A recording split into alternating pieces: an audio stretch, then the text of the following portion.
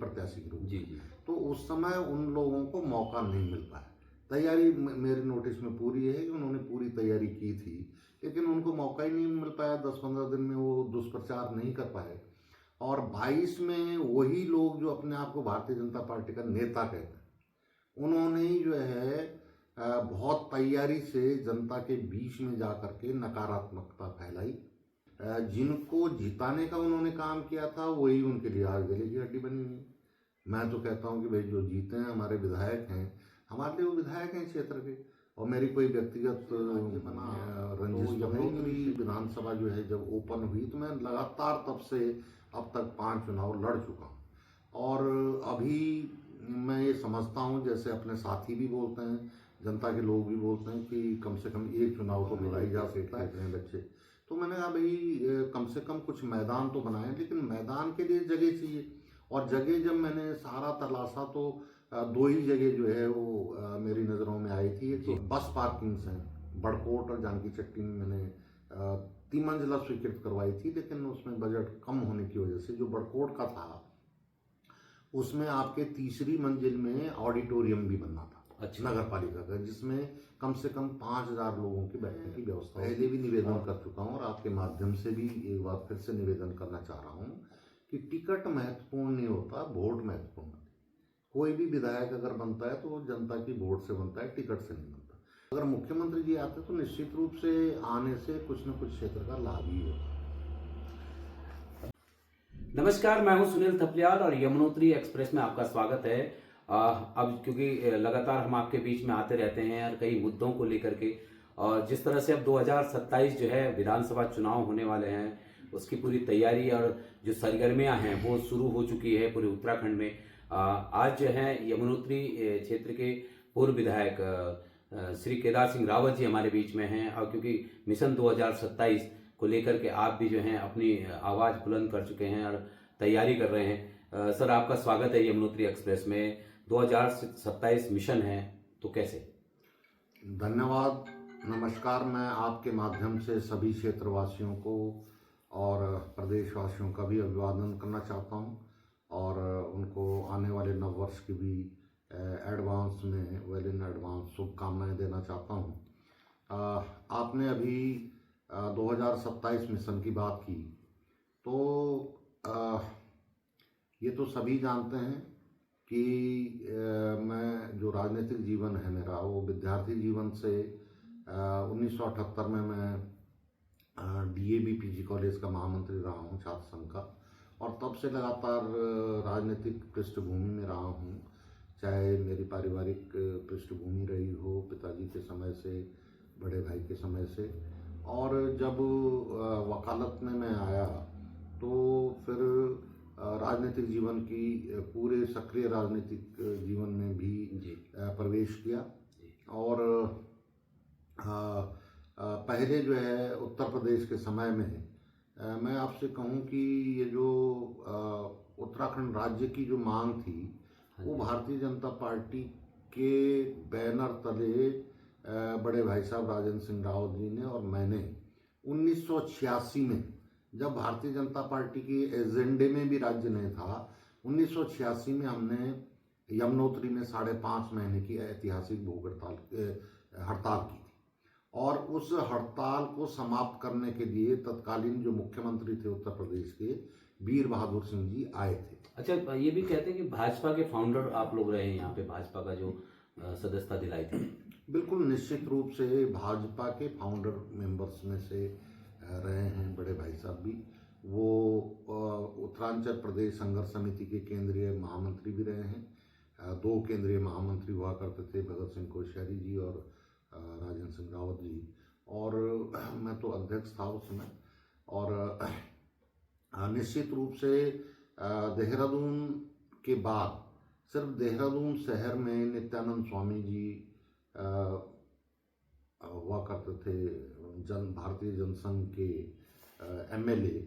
और उसके बाद 1977 में देवेंद्र शास्त्री जी वहाँ से एमएलए बने थे जनता पार्टी के उसमें, क्योंकि भारतीय जनता पार्टी जो जनसंघ था वो जनता पार्टी में विलय हुआ था 77 में। और फिर 80 में जब अलग से अलग हुए जनता पार्टी से, तो भारतीय जनता पार्टी का जन्म हुआ था। अटल बिहारी वाजपेयी जी जो है उसके पहले अध्यक्ष थे भारतीय जनता पार्टी के, और बॉम्बे अधिवेशन में बड़े भाई साहब के साथ मैं भी था उस समय। तो भारतीय जनता पार्टी के फाउंडर मेंबर्स में हम लोग रहे, और बहुत संघर्ष के बाद, क्योंकि पूरे टिहरी लोकसभा में पहले बड़े भाई साहब राजेंद्र सिंह रावत जी वो लोकसभा का चुनाव भी भारतीय जनता पार्टी से लड़े हैं, और पूरे उत्तरकाशी, टिहरी और देहरादून से ऊपर जो है भारतीय जनता पार्टी को धरातल प्रदान करने में, जनता के बीच में ले जाने में हमारी जो है अहम भूमिका रही है, बड़े भाई साहब के साथ ही। तो फाउंडर्स मेंबर्स में से तो एक हैं। अच्छा, जैसे क्या उसका नाम 2027 में आपको क्यों चुने? देखिए, मैं तो ये कह रहा हूँ कि मैं लगातार राजनीतिक जीवन में हूँ। जैसे आपने अभी कहा कि 2027 की आप तैयारी कर रहे हैं, मैं तो तैयारी राजनीतिक जीवन में हूँ और जनता के बीच में बराबर हूँ। ऐसा नहीं कि 2027 के लिए भी जनता के बीच में हूँ। जब 22 का चुनाव भी हारा तब से ही लगातार जनता के बीच में हूँ, और जनता भी जो है चाहती है, नहीं छोड़ती है, किसी भी मौके पे जो है याद करती है, चाहे कोई उत्सव हो, कोई सामाजिक कार्यक्रम हो, कोई व्यक्तिगत कार्यक्रम हो, लोग जो है याद करते हैं, तो जाना पड़ता है जनता के बीच में।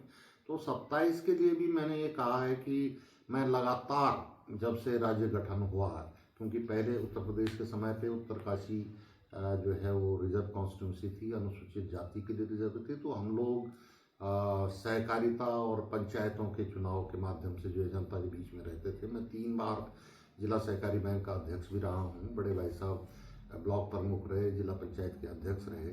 लेकिन जब से राज्य बना, तो यमुनोत्री विधानसभा जो है जब ओपन हुई, तो मैं लगातार तब से अब तक 5 चुनाव लड़ चुका हूँ। और अभी मैं ये समझता हूँ, जैसे अपने साथी भी बोलते हैं, जनता के लोग भी बोलते हैं कि कम से कम एक चुनाव तो लड़ाई जा सकता है। तो मैं अभी अपनी क्षमताओं और अनुभव का जो है वो क्षेत्र के हित में जो है चाहता हूँ कि उसका लाभ मिले, और एक चुनाव में अभी 5 साल और सेवा करने के लिए जो हूँ अपने आप को तैयार समझता हूँ। अच्छा, जैसे कई मर्तबा आता है कि आप क्योंकि भाजपा के विधायक भी रह चुके हैं, और ये बड़ा आरोप भी लगता है कि संगठन के पदाधिकारियों का आप काम नहीं करते। नहीं, ऐसा है, ये तो मैं समझता नहीं हूँ कि भारतीय जनता पार्टी का मैं विधायक रहा हूँ तो भारतीय जनता पार्टी के हिसाब से चला हूँ। और हाँ, कुछ लोग व्यक्तिगत रूप से, कुछ लोग षड्यंत्र पूर्वक जो है इस तरह का उन्होंने माहौल बनाया। मैं आपसे बताऊं कि उन्हीं लोगों का काम 2017 में जब मैं वापस भारतीय जनता पार्टी में गया, चुनाव के ठीक समय पे, जनवरी 16 जनवरी 2017 को मैंने पार्टी ज्वाइन की थी, और शायद 18 या 19 जनवरी को मैंने नामांकन दाखिल किया था भारतीय जनता पार्टी के प्रत्याशी के रूप में। जी। तो उस समय उन लोगों को मौका नहीं मिल पाया। तैयारी मेरे नोटिस में पूरी है कि उन्होंने पूरी तैयारी की थी, लेकिन उनको मौका ही नहीं मिल पाया। 10-15 दिन में वो दुष्प्रचार नहीं कर पाए, और 22 में वही लोग जो अपने आप को भारतीय जनता पार्टी का नेता कहते हैं, उन्होंने ही जो है बहुत तैयारी से जनता के बीच में जा कर के नकारात्मकता फैलाई, और ये कहा कि नहीं, वो तो नहीं जीत रहे हैं, वो नहीं जीत रहे हैं, अपनी वोट बेकार मत करो। तो लोगों ने कहा यार, जब भारतीय जनता पार्टी के ही लोग ये कह रहे हैं तो उससे नकारात्मकता फैली, और उन्होंने जो है वो हरवाने का काम किया था। हालांकि जिनको जिताने का उन्होंने काम किया था वही उनके लिए आज गले की हड्डी बनी हुई। मैं तो कहता हूँ कि भाई, जो जीते हैं हमारे विधायक हैं, हमारे लिए वो विधायक हैं क्षेत्र के, और मेरी कोई व्यक्तिगत रंजिश तो है ही नहीं उनसे, लेकिन वो लोग जो है उनसे व्यक्तिगत रंजिश रखने लगे हैं। तो भाई, क्यों उनको जिताया और क्यों उनसे व्यक्तिगत रंजिश? मतलब ये आप भी मानते हैं कि आपके टाइम भी उन्होंने बड़ी रंजिशें रची हैं, और आज जो है एक सरदर्द भी बन गया है, चाहे वो वर्तमान विधायक की बात करें, तो आप मानते हैं कि इस टाइम 2027 में कहीं ना कहीं वो रोड़े अटकाएंगे? नहीं, दो देखिए, जिनका काम रोड़ा अटकाने का है वो रोड़ा ही अटकाते हैं, जिनका काम जनता का काम करने का है उनका काम जो है काम करने का है। तो वो तो, क्योंकि विचारधारा ही सकारात्मकता और नकारात्मकता की होती है, तो हमने तो हमेशा सकारात्मक रूप से सोचा है कि मैं अगर जनता के आशीर्वाद से प्रतिनिधि बनता हूँ तो जनता का काम करूँगा। और जनता का काम वही है जो सार्वजनिक काम है, वो सार्वजनिक काम ही जो है वो एक एक व्यक्ति के सबके काम आएगा, चाहे सड़क, शिक्षा, स्वास्थ्य है, बिजली, पानी है। उसके अलावा जो अन्य कार्यक्रम हैं, ये तो आधारभूत विकास के वो हैं, जी, उसमें जी। भी हमारा क्षेत्र पिछड़ा हुआ है। उसके अलावा भी व्यक्ति अपनी सोच के हिसाब से चलता है। मैंने ये सोचा था कि जैसे चकबंदी के लिए समय, श्रम और सरकारी योजनाओं का सही लाभ पहुंचे, तो चकबंदी जो है खेती किसानी के लिए जो है बहुत जरूरी है। जी। उसी तरह से विवाह बंदी बहुत जरूरी है। आप लोगों को भी अनुभव होता होगा और पूरे समाज को अनुभव हो रहा होगा आजकल कि एक व्यक्ति दौड़ दौड़ के कितना परेशान है। अभी खरसाली जा रहा है, अभी जो है वो चिन्हैली सौड़ जा रहा है, अभी जोगत जा रहा है, अभी मोल्डा जा रहा है, अभी कनसेरू जा रहा है, अभी सरनौल जा रहा है। तो दौड़ दौड़ के पूरे समाज का समय का कितना दुरुपयोग हो रहा है। अगर एक जगह पे विवाह बंदी हो तो एक गाड़ी में लड़की वाले आए, एक लड़के वाले आए, और एक आदमी जाए तो कम से कम उसको एक जगह जाने में वो 10 कार्ड हैं तो 10 जगह हाजिरी हो जाएगी एक ही जगह पे, और 20 कार्ड हैं तो 20 हाजिरी, भले ही उसे दूसरे दिन भी जाना पड़े लेकिन उसका पूरा दिन तो बच गया। और उसका ये जगह जगह गांव गांव में दौड़ना भी बच गया, उसका समय भी बच गया, पैसा भी बच गया, और जो बारातों के काफिले चल रहे हैं 100-100, 200-200 गाड़ियों के, जी, जी। वो भी तो जो है बर्बादी है। अच्छा, जैसे आपने भी सामुदायिक सामुदायिक वैवाहिक केंद्र की आपने जो है नींव भी रखी थी, लेकिन वो आज अधूरा है क्योंकि 2022 में जिस तरह से जनमत नहीं मिला, लेकिन वो काम भी पूरा नहीं हो पाया। नहीं देखिए, मैं तो ये कहता हूँ कि मैंने वो स्वीकृत करवाया और उसका शासनादेश हो रखा है, काम भी शुरू करवा दिया था, तो उसको पूर्ण करना तो कम से कम जो हमारे वर्तमान प्रतिनिधि हैं उनकी भी जिम्मेदारी बनती है कि एक जो सामुदायिक काम है, सामूहिक काम है समाज का, उसको जो है स्वीकृत काम को जो है कंप्लीट कराने में तो कोई दिक्कत नहीं, नया काम शुरू कराने में। ऐसे ही कई हमारे रवाड़ा में जो है मैंने मिनी स्टेडियम, क्योंकि हम आजकल देख रहे हैं कि गांव गांव में क्रिकेट प्रतियोगिताएं चल रही हैं, खेतों में जो है क्रिकेट खेल रहे हैं बच्चे। तो मैंने कहा भाई कम से कम कुछ मैदान तो बनाएं, लेकिन मैदान के लिए जगह चाहिए। और जगह जब मैंने सारा तलाशा तो दो ही जगह जो है वो मेरी नज़रों में आई थी। एक तो जी। राजगढ़ी का इंटर कॉलेज का मैदान, जी, जी। वो मैंने पूरा बनवा दिया है, आप लोगों ने भी देखा होगा। और दूसरा जो है रवाड़ा का मैदान, क्योंकि वहाँ पे जगह थी, और जगह तो व्यक्तिगत खेतों का उनका अध्याप्त करने पड़ते, जी। खर्चा ज़्यादा आता, लेकिन वहाँ पे ज़मीन उपलब्ध थी। तो ये रवाड़ा का जो मैदान है ये मिनी स्टेडियम के रूप में स्वीकृत करवा रखा है, अच्छा। और उस पे काम भी शुरू करवा दिया था। लेकिन बड़े खेद का विषय है कि वो भी जस का तस अटका हुआ है। मिनी स्टेडियम वो पूरे क्षेत्र के लिए होता, एक बड़ी प्रतियोगिता। वैसे ये तो बड़ी विडम्बना भी है कि चाहे आप चिन्यालीस और क्षेत्र में देख लीजिए या आप बड़कोट क्षेत्र में देख लीजिए, मैदान है ही नहीं है, जबकि प्रतिभाएं कई हैं, चाहे वो क्रिकेट के क्षेत्र में हो, बैडमिंटन के क्षेत्र में, वॉलीबॉल के क्षेत्र में, कबड्डी के क्षेत्र में। तो बड़े परेशान भी रहते हैं युवा कि उनको जो है मैदान नहीं मिलता।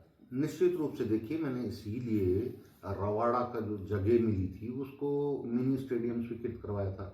ऐसे ही जो है मैं जगहों की तलाश में था कि एक आध चिन्हैली सौड़ ब्लॉक में, एक आध डुंडा ब्लॉक में कोई बड़े मैदान जो है ऐसे राजकीय भूमि के मिलते। और मैंने प्रयास भी किया था, जो हमारे डिग्री कॉलेज ब्रह्मखाल का है रामनगर में, उसके पास ही बहुत बड़ा जो है जगह मिल रही थी, उसमें कुछ जो है जगह व्यक्तिगत भी थी, उनके लिए प्रयास भी किया था, लेकिन तब तक काम करते करते समय निकल जाता है। तो सामुदायिक कार्यों के लिए ये खेल मैदान हैं और बस पार्किंग्स हैं। बड़कोट और जानकी चट्टी में मैंने 3 मंजिला स्वीकृत करवाई थी, लेकिन उसमें बजट कम होने की वजह से जो बड़कोट का था उसमें आपके तीसरी मंजिल में ऑडिटोरियम भी बनना था। अच्छा। नगर पालिका का, जिसमें कम से कम 5,000 लोगों की बैठने की व्यवस्था होती और ऑडिटोरियम हॉल होता। उसका नक्शा भी उस हिसाब से हो गया था, लेकिन बजट बाद में कट डाउन हुआ, 5 करोड़ के आसपास मिला था, तो उसमें इतना ही हो पाया।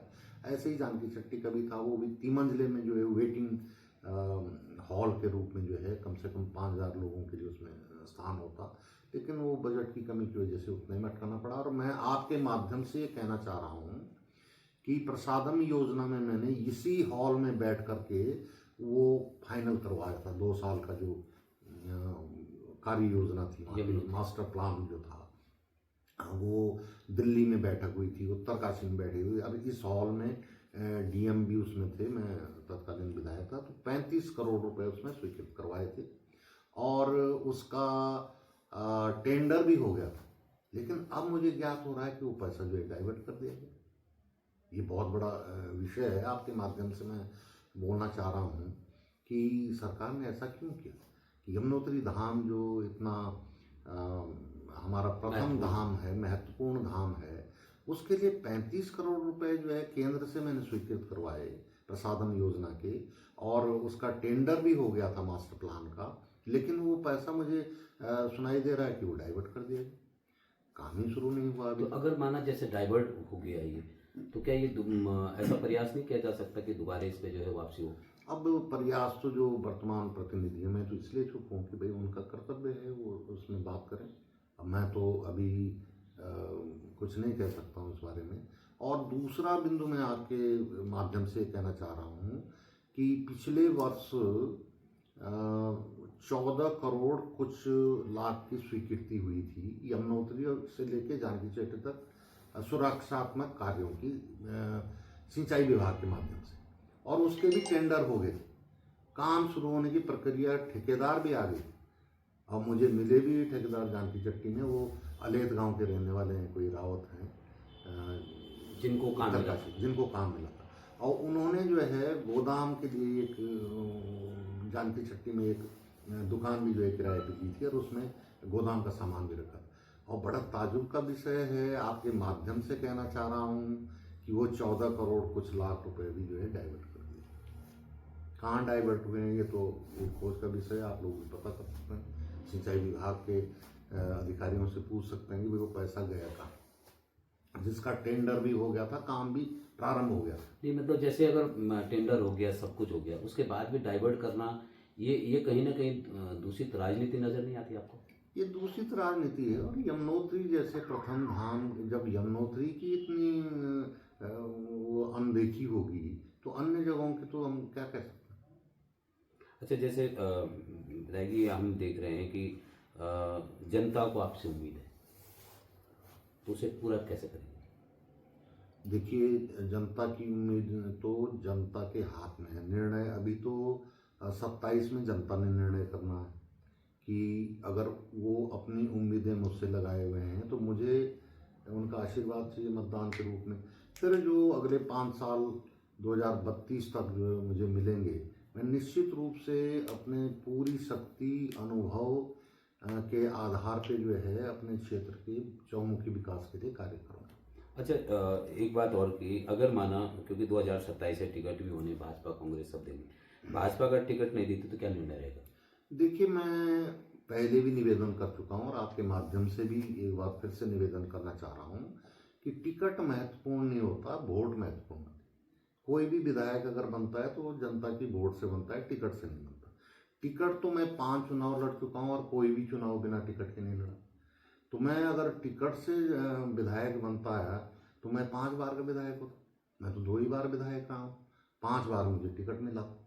तो जनता के वोट से टिकट मिलता है और जनमत जो होगा उसके आधार पे ही जो है विधायक चुना जाएगा। तो टिकट मैं महत्वपूर्ण नहीं मानता हूँ। वो तो पार्टियों को देखना है कि जनता का रुख किधर है, पार्टियां सर्वे करेंगी भी जनता का रुख किधर है। अगर वो चाहती हैं कि वो जनता की भावनाओं का सम्मान करना चाहती है कोई पार्टी, तो टिकट जो है उनको खुद देना चाहिए जन भावनाओं के अनुरूप। अच्छा, तो मैं तो ये कहना चाह रहा हूँ कि जैसे बोला जाता है कि नेशन फर्स्ट, तो पहले जनता है, पार्टी सेकंड।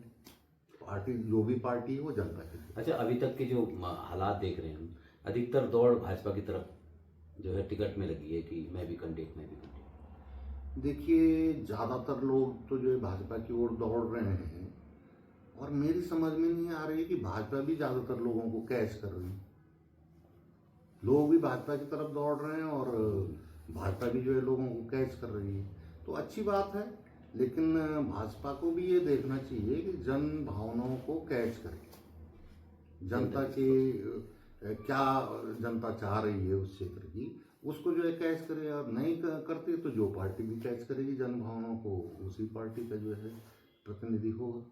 अच्छा, जैसे अक्सर देख रहे हैं आपके कार्यकाल में जो भी आपने चाहे मूलभूत सुविधाओं को लेकर के विधानसभा के अंदर काम किया, तो सिरे की बड़ी राजनीति चल रही है। मतलब प्रेजेंट टाइम में हर आदमी काम कोई कर रहा, सिरे कोई ले रहा। देखिए, निश्चित रूप से कई बार ये होता है कि जैसे मैंने 2017 में से 22 तक जो कार्य स्वीकृत कराए, जी जी। वो कुछ कार्य जो है वो मेरे कार्यकाल के बाद शुरू हुई, तो उसमें बड़ा हल्ला मचा के साहब ये तो हमने करवाया। लेकिन आप तो पत्रकार हैं, आप की बड़ी पैनी नज़र होती है। मैंने निवेदन किया था, जैसे पहले एक आपने देखा होगा कि ये डबरकोट से कोठार रोड, जी जी। वो मैंने दुर्बिल और कोठार की दोनों रोडें एक साथ करवा रखी, स्वीकृत। लेकिन दुर्बिल की रोड पहले कट गई और कोठार की रोड जब मैं चुनाव हार गया उसके 5-6 महीने बाद शुरू हुई। तो मैं देख रहा था फेसबुक के माध्यम से कि बड़ा रासू लग रहा था सेना चट्टी के मैदान में कि साहब कर दिया स्वीकृत कर दिया। लेकिन आप तो देख सकते हैं कि भाई स्वीकृत तो तब होगी ना जब उसका जियो होता है, शासनादेश होता है। जी। तो शासनादेश कब का है और कब उसमें बजट पड़ा, क्योंकि कार्य शुरू होने में व्यावहारिक रूप से उसमें कई कठिनाइयाँ होती हैं, जैसे फॉरेस्ट क्लियरेंस वगैरह करना पड़ता है, उसमें समय लग जाता है। लेकिन स्वीकृत तो किसने किया वो देखने वाली बात है। ऐसे ही इधर भी आपने देखा होगा कि मसाल गांव से गमटाड़ी, ये भी सड़क मैंने स्वीकृत करवाई थी, और उसका काम भी लगभग साल भर बाद जब मैं हार गया चुनाव 2023 में शायद शुरू हुआ।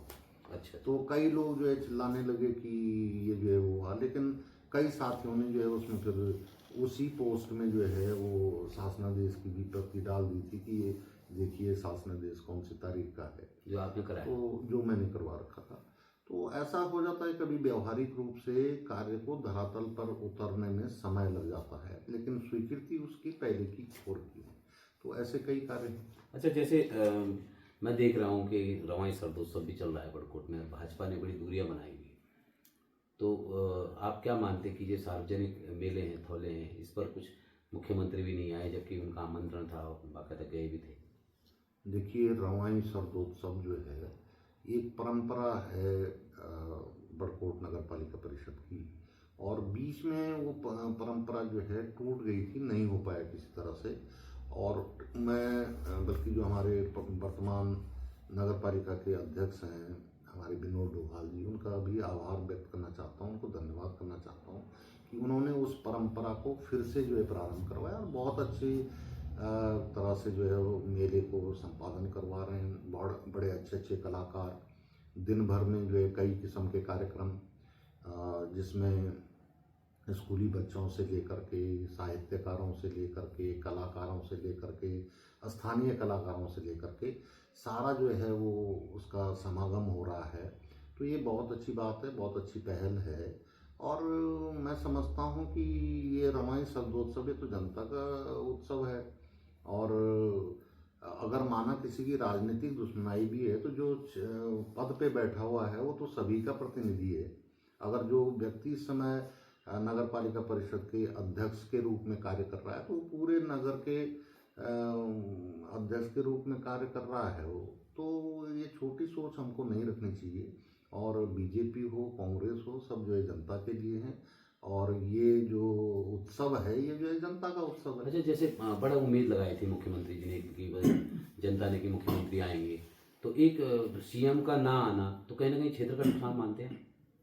नहीं, देखो अच्छी बात है, उम्मीदें तो होती हैं मुख्यमंत्री जी से, जनता को उम्मीदें होती हैं, आने की भी अपेक्षाएं थी, लेकिन हो सकता है उनके बहुत व्यस्तम कार्यक्रम रहते हैं, तो उनको प्रतिनिधि भेजना चाहिए था, कोई मंत्री भेजना चाहिए था।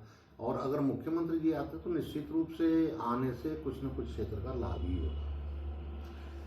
अभी आप सुन रहे थे पूर्व विधायक केदार सिंह रावत जी को, और जिस तरह से लगातार उनकी जो है क्षेत्र के प्रति एक अनुभव का लोगों ने सदुपयोग भी किया, और 2027 में उनकी पुनः तैयारी है कि 5 चुनाव वो लड़ चुके हैं, और अब जो 2027 का जो चुनाव है उस पर भी चुनाव मैदान में रहेंगे। जनता जनार्दन को तय करना है कि इनके अनुभव का कितना वो लाभ लेते हैं। मैं चाहूँगा कि हमारे जो यमुनोत्री एक्सप्रेस है उसको आप सब्सक्राइब, लाइक और शेयर करें, और इस तरह के जो इंटरव्यूज़ हैं, हमारे जो जनप्रतिनिधि हैं उनको लेकर के हम आपके बीच आते रहेंगे। Hello hello hello hello hello hello hello hello hello mike hello hello.